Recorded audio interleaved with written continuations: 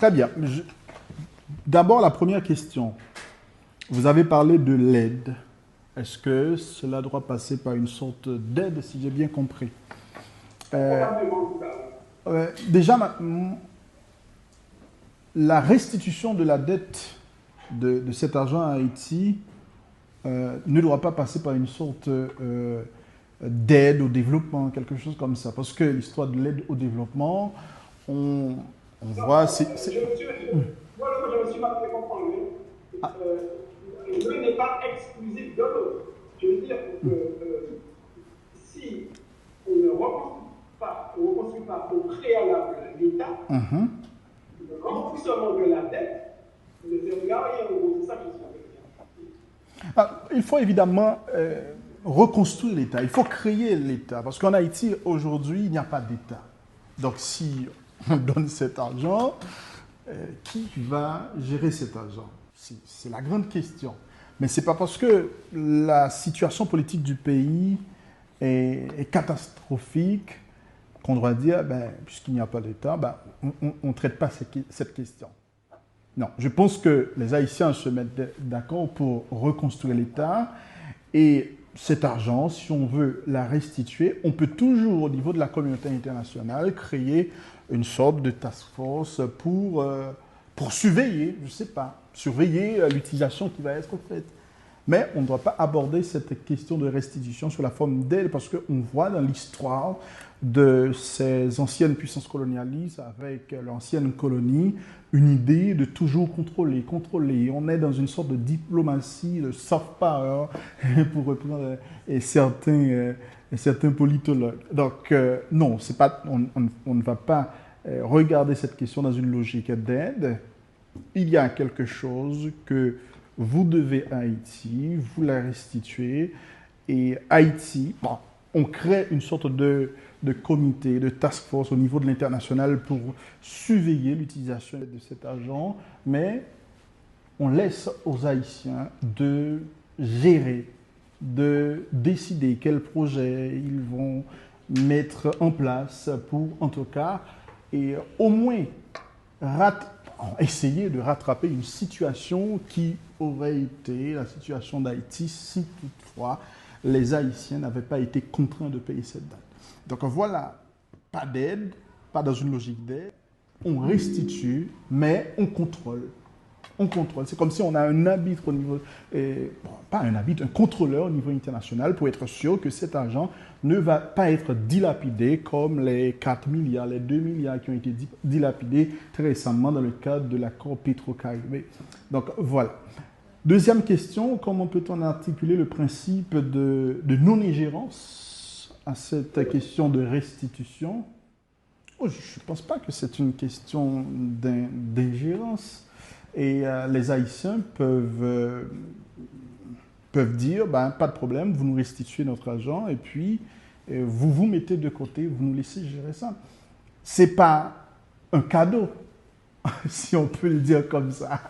Même si la décision de restituer relève de la France, mais si la France décide aujourd'hui de restituer cet argent, ce n'est pas un cadeau, c'est quelque chose qui est dû. Donc, une fois qu'elle restitue, la France n'a pas ses mots à dire concernant l'utilisation qui va être faite. Sauf qu'après, les Haïtiens ne pourront pas dire, ne pourront pas crier tout le temps, si on est là, c'est à cause de la France. Non. La France, vous avez restitué votre argent, vous gaspillez cet argent, c'est à vous. Je suis quitte. Voilà. Merci. Très bien, je vous remercie. Merci à vous, chers collègues. Nous étions sincèrement désolés de ne pas vous avoir parmi nous. En tout cas, ça a été un grand plaisir de vous entendre.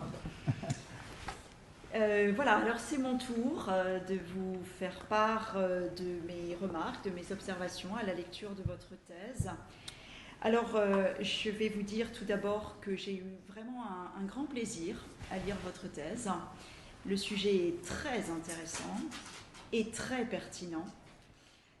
On en a, me semble-t-il, beaucoup trop peu parlé dans les cercles académiques, en tout cas dans les cercles académiques juridiques. Moi, j'ai découvert beaucoup de choses en vous lisant. La thématique, en général, je la connaissais mal. Le fait qu'on puisse avoir des réponses juridiques et politiques est fort bien articulé, je trouve, dans votre thèse, et ça nous donne à réfléchir au-delà des frontières habituelles de nos disciplines. Donc j'ai trouvé que c'était très intéressant. J'ai appris des petites choses techniques aussi, alors notamment sur l'existence de l'incrimination des actes préparatoires à la traite négrière. Il me semblait que le phénomène de devancement de l'incrimination était un phénomène assez récent, assez contemporain. Et puis, ben non, je m'aperçois que non. On a eu cette tendance déjà au XIXe siècle. Je ne connaissais pas non plus l'octroi de mer. Je suis heureuse d'avoir appris cela. Voilà, j'ai trouvé donc que votre propos était très enrichissant, utile. Je pense que votre réflexion est vraiment utile.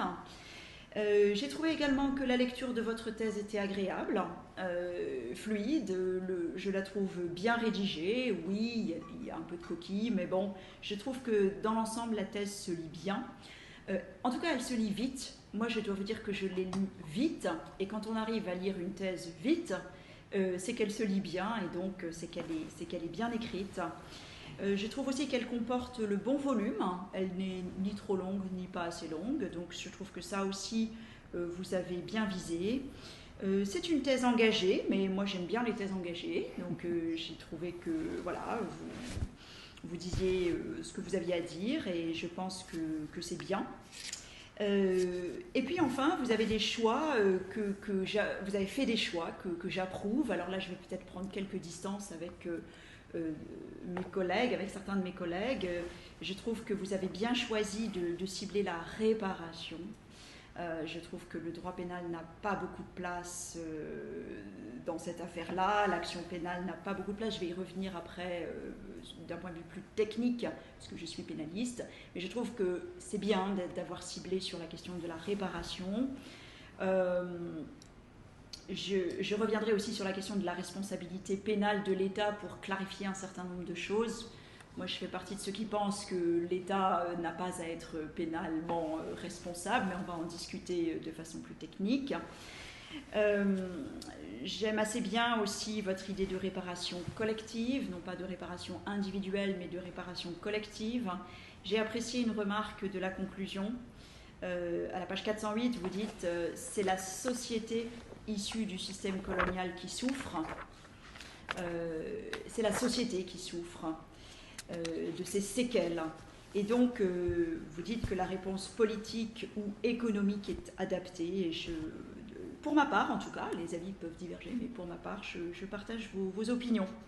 Voilà, donc tout ça pour vous dire que j'ai passé un très bon moment à vous lire. Donc merci pour ce travail. Merci à vos directrices de thèse de m'avoir donné cette occasion. Et je vous félicite également pour ce travail. Merci beaucoup. Alors, cette introduction étant faite, nous allons discuter des choses, bien évidemment. Je vais être très rapide sur la forme. Je vais vous dire 2-3 petites choses simplement sur la forme. De la pure forme, la liste des abréviations devrait être dans l'ordre alphabétique, parce que sinon on ne trouve pas grand-chose si ce n'est pas dans l'ordre alphabétique. Voilà, et puis je pense qu'il y a quelques oublis aussi dans cette liste. Mais bon, c'est vraiment de la pure forme. Je pense que vous devriez prendre le temps ou la place dans la thèse d'expliquer certains arrêts. Notamment, vous évoquez l'arrêt de la Cour européenne des droits de l'homme, Siliadine ou Siliadin. Voilà, donc vous tirez des conclusions juridiques de cette affaire, mais vous ne l'avez pas vraiment expliqué. On ne sait pas de quoi ça parle. Alors, on peut évidemment aller chercher soi-même de quoi ça parle, mais enfin, si en 4-5 lignes, vous expliquiez un peu le propos, ça nous faciliterait la tâche. Hein. Oui, ouais. Vous savez, les enseignants-chercheurs ne savent pas tout, hein. Nous ne sommes pas des encyclopédies, donc parfois il y a des choses que nous ne savons pas, et c'est vrai que si vous expliquez rapidement, bah, ça facilite la tâche de vos lecteurs. Et puis, dernière toute petite remarque de forme, vous avez parfois des familiarités, d'expressions. Donc, à un moment, vous commencez, à la page 88, vous commencez une phrase par « sauf que ». Bon, ça c'est de l'expression orale, c'est pas de l'expression écrite. À un moment, vous parlez de mécanismes bien huilés. Alors on comprend parfaitement bien ce que ça veut dire, mais disons qu'à l'écrit, il faudrait le dire autrement, Ouais. l'écrire autrement en tout cas. Et puis, à la page 317, vous dites que les Lumières et la République française ont accouché de la Déclaration des droits de l'homme. Bon, voilà, on comprend, là encore, il n'y a aucune ambiguïté sur le sens, on comprend parfaitement, mais voilà, ça pourrait, le langage pourrait être un tout petit peu plus soutenu. Voilà, mais j'arrête là sur la forme parce que je souhaite aller assez vite sur le fond. Alors, première remarque de fond, dans votre chapitre préliminaire, vous expliquez le commerce triangulaire et vous développez tout particulièrement le premier côté et le deuxième côté du triangle. En revanche, le troisième côté du triangle, alors nous sommes à la page 35, le troisième côté du triangle qui concerne le retour des navires des Antilles vers l'Europe, des navires qui sont comblés de richesses, de production dans les terres coloniales, eh bien ça c'est évacué en 3 lignes. Alors je me suis dit, pourquoi donc? Pourquoi est-ce que ce troisième triangle est réduit à quasiment rien? D'autant que la fin de votre thèse porte sur la réparation pas seulement politique mais aussi économique.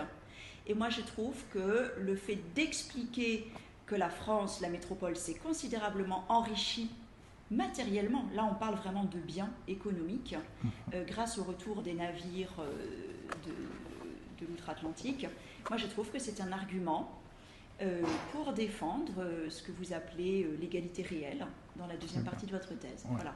Alors je ne sais pas pourquoi vous avez massacré ce troisième côté du triangle. J'espère que ce n'est pas pour faire 2 parties. Les questions de forme, vous savez, on dit toujours il faut faire 2 parties, 2 sous-parties, J'espère bien que ce n'est pas à cause de ça, que vous vous êtes dit que ce n'était pas la peine de faire un troisième développement sur voilà. Mais en tout cas, voilà, je trouve que ça aurait mérité un peu plus d'explications. Il faut dire, j'ai supprimé beaucoup.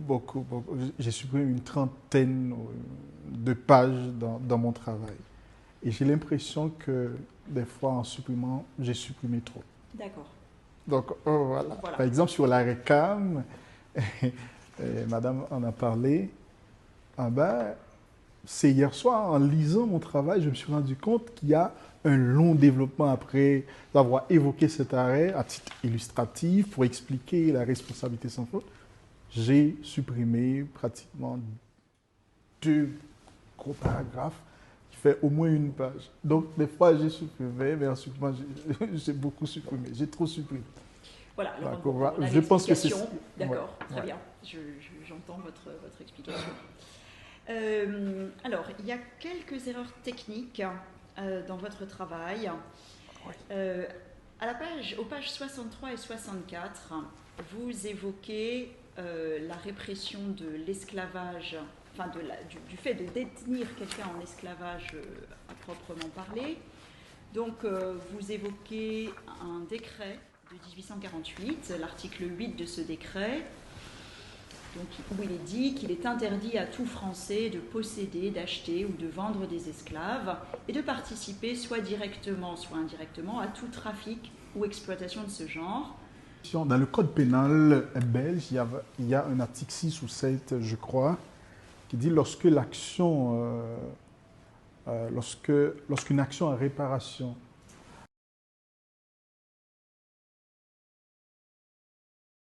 contre l'État, la prescription, c'est la prescription du droit pénal qui s'applique.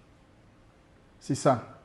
Si je me rappelle bien, lorsque l'action en réparation d'un dommage causé par l'État, si je me rappelle bien, lorsque l'action en réparation d'un dommage causé par l'État, l'État est irresponsable pénalement, mais on peut quand même évoquer l'affaire sur le plan civil et c'est la prescription du droit pénal qui s'applique. Donc, à partir de cette date, quand les faits ont eu lieu, en tout cas, dans le droit pénal belge, on avait déjà inscrit les normes internationales reconnaissant les crimes contre l'humanité, on avait déjà reconnu le principe de l'imprescriptibilité. Et donc, par conséquent, même si on est en droit civil, c'est la prescription du droit pénal, de l'action publique qui s'applique, et ça fait que leur action a été déclarée imprescriptible. L'affaire a été jugée recevable et c'est pourquoi l'État a été condamné. Et justement, après avoir lu ce jugement, j'ai fait des recherches concernant le droit pénal français pour voir est-ce que... Parce que déjà, le Code de procédure pénale dit très clairement, lorsque l'action est menée devant le juge pénal, c'est la prescription de l'action publique. J'ai regardé, j'ai fait des recherches pour voir est-ce qu'il y a une possibilité de poursuivre éventuellement l'État devant le juge répressif, même si c'est pour engager sa responsabilité civile. J'ai passé plusieurs jours à faire des recherches sur cette question. Je n'ai pas trouvé grand-chose. J'ai trouvé un seul article qui a donné la possibilité de mener une action civile contre l'État devant le juge répressif, mais j'ai complètement oublié c'est quel article du Code de procédure pénale qui a permis cela. Je me suis dit, ça ne va pas trop utile dans cette affaire et j'ai mis tout ça de côté. Alors, il faudrait avoir l'arrêt devant les yeux pour en discuter. Si vous voulez bien me l'envoyer, moi ça m'intéresserait beaucoup. D'accord, je le vous lire. l'enverrai. Merci encore là parce que vous nous faites découvrir des choses. Ça me paraît extrêmement intéressant, en tout cas à étudier avec certitude. Alors, sinon, est-ce qu'on pourrait envisager une responsabilité pénale des États à condition que le jugement se situe non pas au niveau étatique, mais au niveau supra-étatique, je sais que ma voisine ne va pas être d'accord avec ce mot-là, ou international.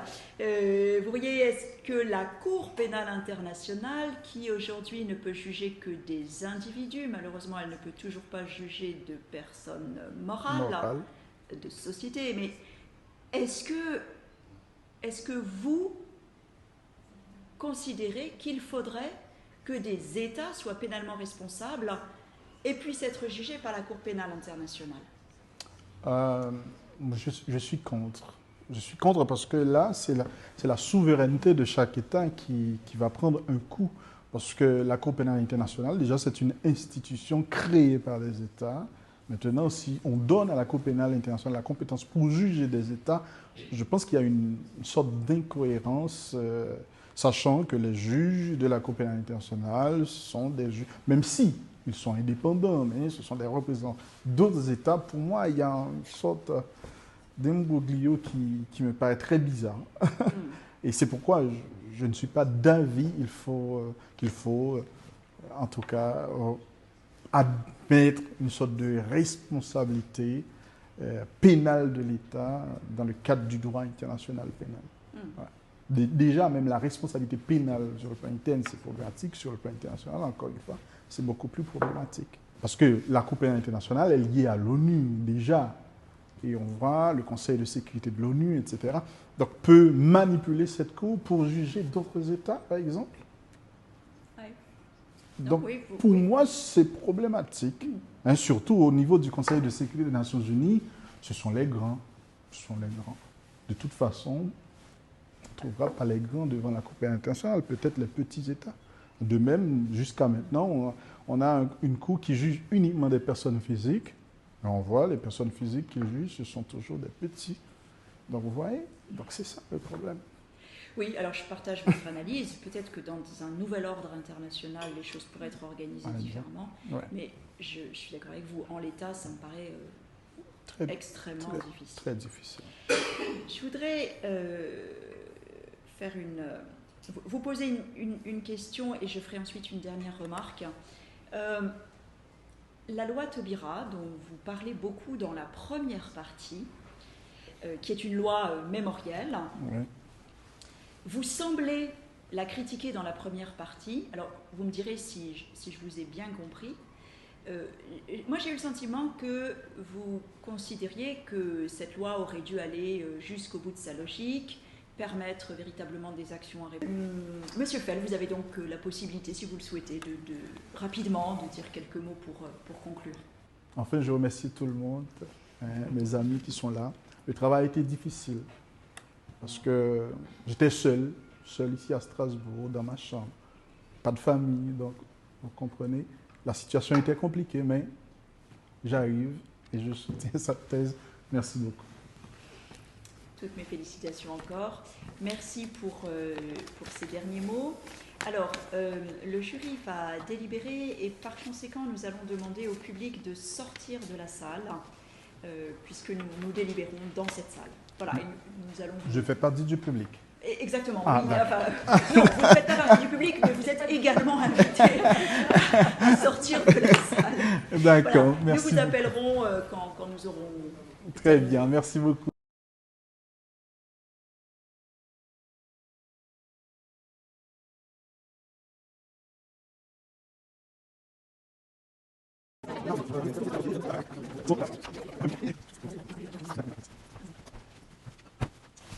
Voilà, Monsieur Fell, le jury a décidé de vous accorder le grade de docteur en droit de l'Université de Strasbourg et vous félicite pour votre très belle thèse.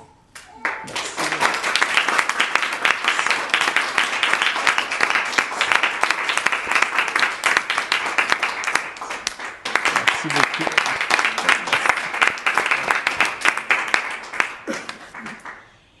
Vous avez devant vous le serment que nous allons vous demander de prêter devant nous.